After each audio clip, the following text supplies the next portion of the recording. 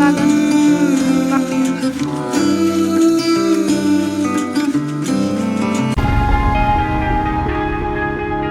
तर स्वागत आहे आपल्या नवीन व्लॉगमध्ये. कसे आहात तुम्ही सर्वजण?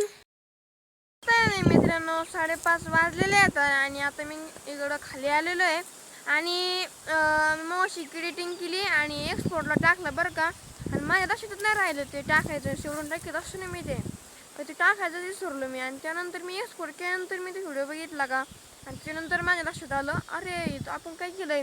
आणि मग त्याच्यानंतर मी ते व्हिडिओ डिलीट केला आणि त्याच्यानंतर परत एक्सपोर्ट केला. म्हणजे एडिटिंग नाही केली परत, पण एक्सपोर्ट केला फक्त परत. ते असताना परत ऑप्शन करायला, त्याच्यामुळे वाचलं नाही तर मला परत करावं लागला असता. आणि आता मी खाली आलेलो आहे आणि रॉकी तिथं मावशिक बसला होता. मी गायला खाली टाकायला तेव्हा व्हिडिओ एक्सपोर्ट टाकला होता ना, तो मी गायला खाली टाकायला आलो होतो इकडं. तिची जागा आहे बरं का, तिथं मस्त खड्डं करून बसला होता आणि तिथं आपली गाय होती. तर मी तिकडून असं आलो इकडं, इथं आहे रॉकी तिथं बसलाय. लय भारी बसला होतो.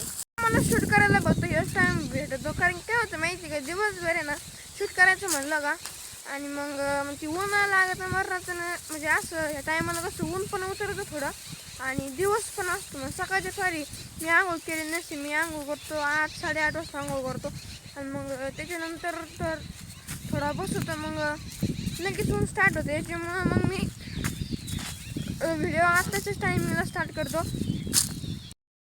सकाळच्या पारी ना ते ट्रॉली आपण कालच्या तर भरली होती ना कांद्यानी, तर ते खाली करायला गेले होते कांद्याची ट्रॉली.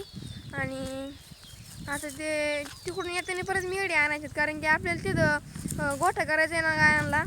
रानात तर हाईच, परत आपल्याला परत इकडं पण करायचं आहे ना, त्याच्यामुळं मग ते रानातून ट्रॉलीत टाकून आणायचे आहेत मेढी.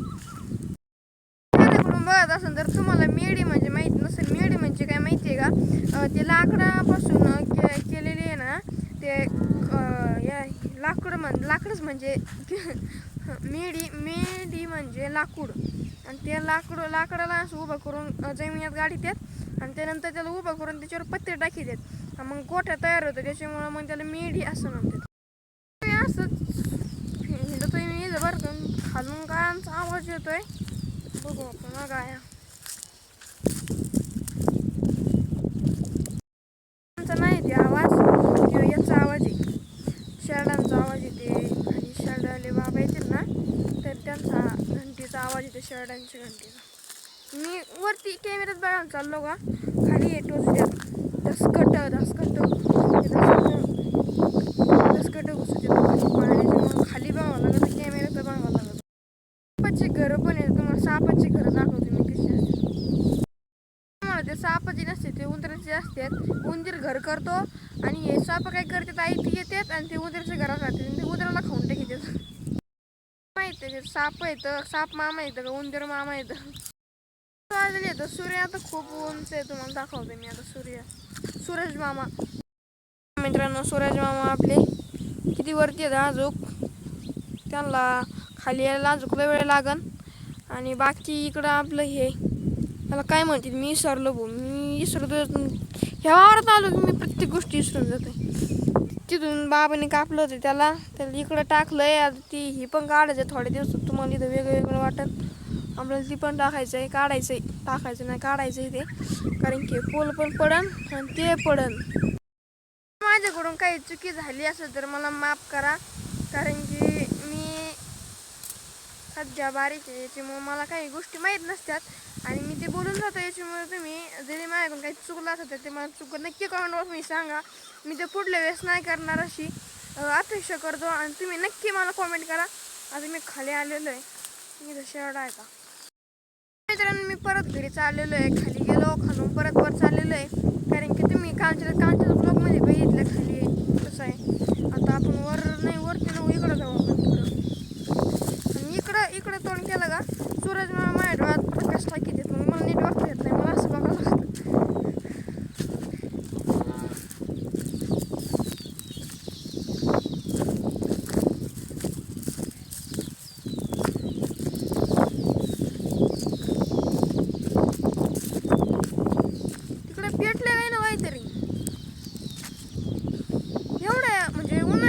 सगळीकडे पेटापेटच असते बरं का.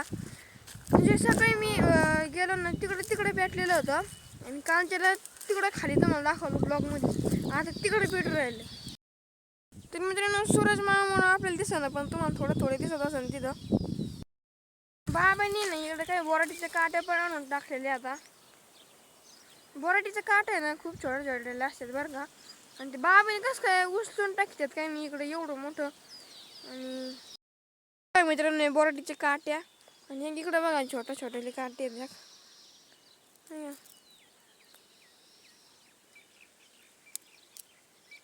ओके काटे इथे टोचत आहेत. आणि आहे ना या काट्यांचा काय उपयोग होतो माहिती आहे का.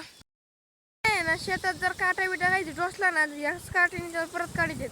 म्हणजे शेतात काहीच व्हायला जात नाही. असा उपयोग होतो शेतीकडं. याच्यामुळं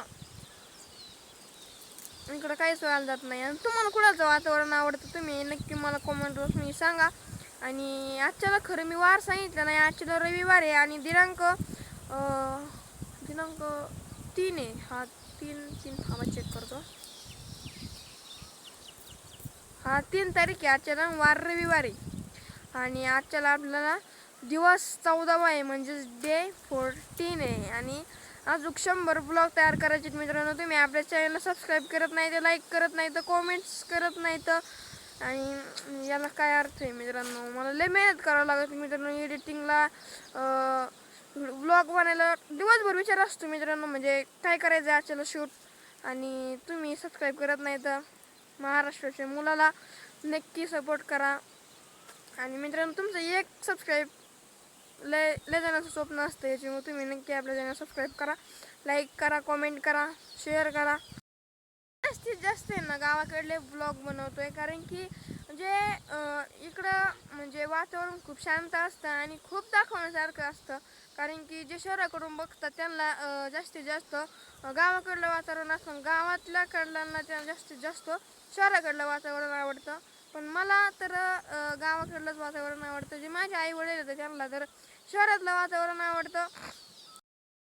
गावाकडे ना खूप झाडं असतात म्हणजे बघण्यासारखं खूप असतं. काही ॲडव्हेंचर करावं लागते. दिवसभर ॲडव्हेंचर. तुम्ही जर घराच्या बाहेर पडले ना इकडं जर आले ना तुम्ही खाली म्हणजे वावराकडं तर रोज तुम्हाला ॲडव्हेंचर येते. रोज काही ना काही वेगळं बघायला भेटतं जर तुम्ही शहराकडून असताल तर. कारण की जे गावाकडले ते लहानपणापासूनच गावाकडं असतात. याच्यामुळे त्यांना जवळजवळ नॉलेज असतं गावाकडलं. पण शहराकडल्यांना नॉलेज नसतं गावाकडं एवढं. आणि याच्यामुळंच मग मी हा ब्लॉगिंग करतो आहे. आणि तुम्ही आपल्या चॅनल नक्की सबस्क्राईब केला असेल अशी अपेक्षा ठेवतो. आणि मित्रांनो आहे ना ते 2 चिचा आहेत ना ते 2 चिचा आहे ना वर्षभर आहे ना 12 नारळ चिंचाचं बरं का. आणि आता निम्मा झालं आणि त्याच्यानंतर ते चिचाला 12 आहे आता. म्हणजे तिची वर्षी चिच होती ती आपली जोडून झालेली आहे. आणि ह्या 2 चिचा जोडायचे राहिले आहेत. तर काय वातावरणामध्ये फॉल्ट झाला काय नाही याच्यामुळे ते चिचा आले नाही. काही नैसर्गिक एक वर्ष येते बरं का. आणि ते दुसऱ्या वर्षी नाही येत. मला त्याच्या मागचं आतापर्यंत कारणच नाही माहिती. मित्रांनो आपलं 500 सबस्क्रायबरचं टार्गेट आहे. तुम्ही नक्कीच आपल्याला 100 ब्लॉगमध्ये 500 सबस्क्राईब कम्प्लीट करताना अशी अपेक्षा ठेवतो. आणि आता आपण घरी जाऊ. घरी लॉक नाही लावलेलं कारण की मी तात्पुरतं आलो होतो व्हिडिओ शूट करण्यासाठी तुम्हाला असे वेगवेगळे व्हिडिओ दाखवण्यासाठी. तर आता आपण घरी जाऊ. घरी चांगलं कुलूप लावू आणि त्यानंतर आपण परत खाली येऊ. आता ही सावली बोलत आहे झाडाचं त्याच्यामुळे चेहरा कसं दिसत येईल. किती 2 ठराविक जागा असतात बरं का. तर आजच्या ती एक नवीन जागा बनलेली तिथं तुम्हाला दाखवली. आणि दुसरी जागा आहे जिथं असते याच्यात तो कंटिन्यू नसला असतो. कारण की काय होतं माहिती आहे का उन्हाळ्यात त्याला खूप गरम होत असतं. याच्यामुळे ना तो याच्यात येऊन बसतो गारठ्यात. आणि तो गारठ्यात म्हणजे याच्या आतमध्ये जाऊन बसतो बरं का. मस्तपैकी झोप घेतो. आम्ही त्याशी इथं झोपलो होतो खाटपीट लावून. तर तेव्हा इथं मस्तपैकी तिशीच वाटे आता असं इथून त्याला ना तिथं जाऊन बसतो. तर तिथं अख्खं सपोर्ट करून ठेवलेलं आहे.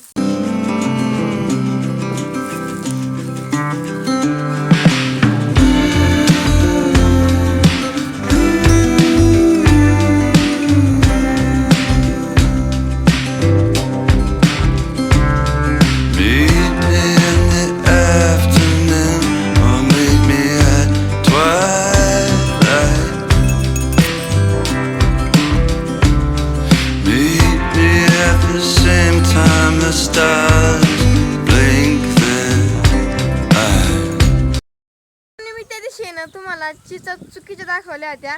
त्या दिवशी आपल्याकडे चिचा आहे ना, एकूण 7 चिचा आहेत. मी त्या दिवशी चुकवल्या 2 चिचा चुकवले, ते तुम्हाला दाखवलं आता परत. तिथं जवळ म्हणल्यावर मला वेळ लागेल.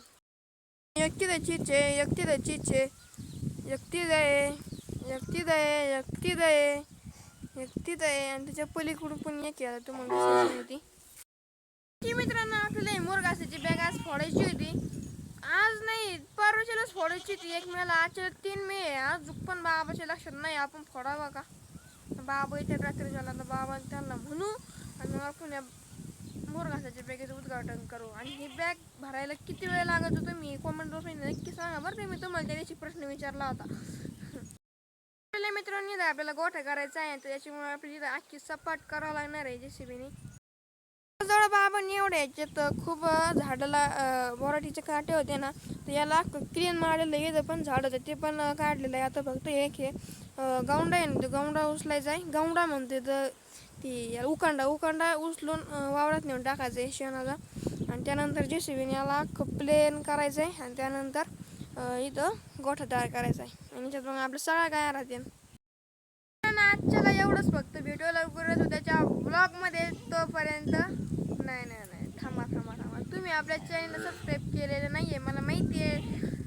खरं ना, एक सबस्क्राईब करायला पैसे लागत नाही आहेत. आणि कालचा व्लॉग तुम्ही बघितले नसेल तर नक्की आपला कालचा व्लॉग पण बघा. आणि नक्कीच तुम्हाला आवडेल.